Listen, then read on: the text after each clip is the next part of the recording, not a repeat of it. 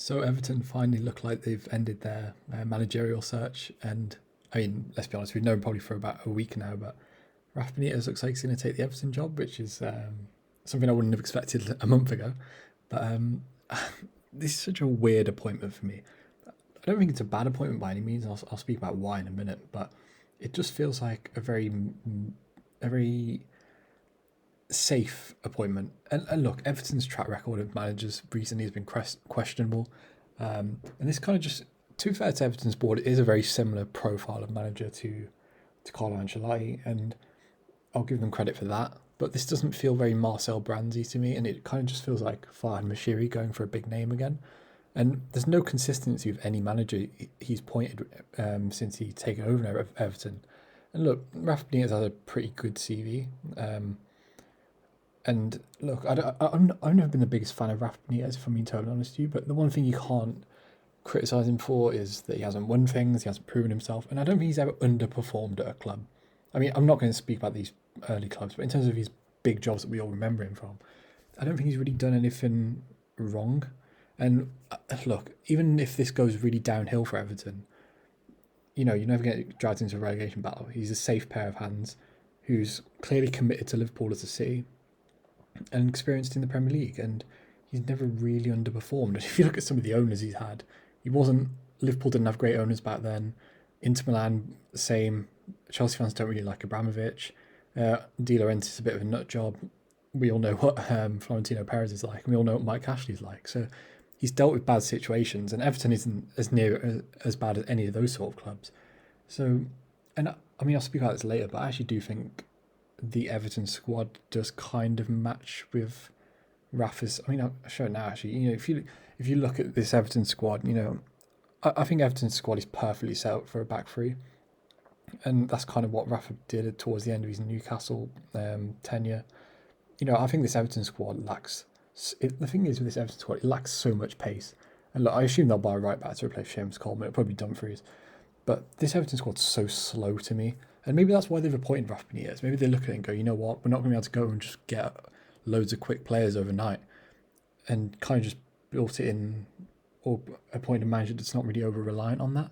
But to me, this just feels like a bit of a stagnation. And the fact that it's taken them 1st of June, 30 days 30 days to make this appointment. It just, look, I don't think Rafa will do a bad job. He'll get the best out of these players.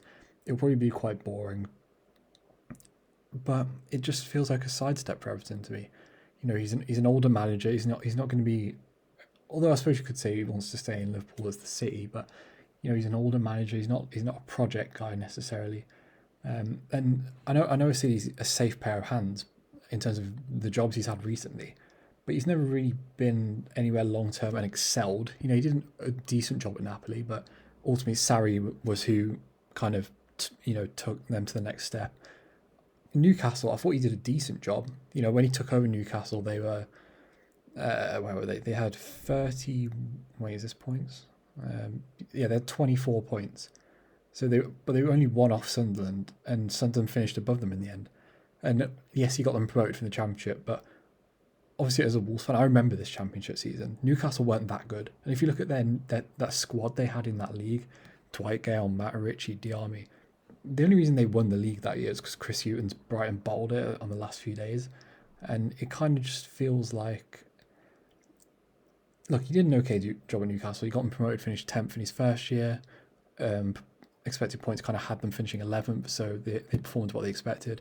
And then 13th in their second year, although I did think they were a better team to watch.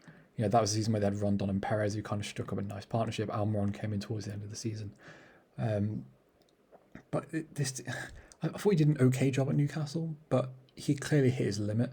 And I feel like this Everton squad, unless it has serious investment and adds some pace to it, I just can't really see them taking that step up to being that Leicester type club that Everton really want to be. And it's not I wouldn't say it's an ambitious move. It's not like they've gone and poached a young manager, and it's took them so long to make this decision. And look, that's not necessarily their fault. They weren't expecting Ancelotti to leave necessarily, but it didn't really feel like there was a plan. There were so many different names thrown in the hat with that Everton job, and it kind of just, I get where Everton fans' frustration is. Not even if you ignore the his Liverpool connections, it just feels like a very sideward step. It feels like in 16 months, Farhad Mashouri is going to spend loads of money again.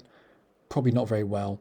They'll sack Rafa Benitez and they'll be back at this situation again, probably being linked with more of the same type of managers. But look, Rafa Benitez will probably do an okay job. But I just don't think, if you're a club like Everton, as big as they are, the amount of money they've got, to me, this just kind of feel. I didn't think Carlo Ancelotti did a great job at Everton, by the way. I really didn't. I don't think them getting rid of him was the worst thing they could have done. But it feels like such an unambitious appointment to me, and just a bit of a sidestep. But let me know what you think in the comments. Subscribe to the channel. Like the video. Yeah. Peace.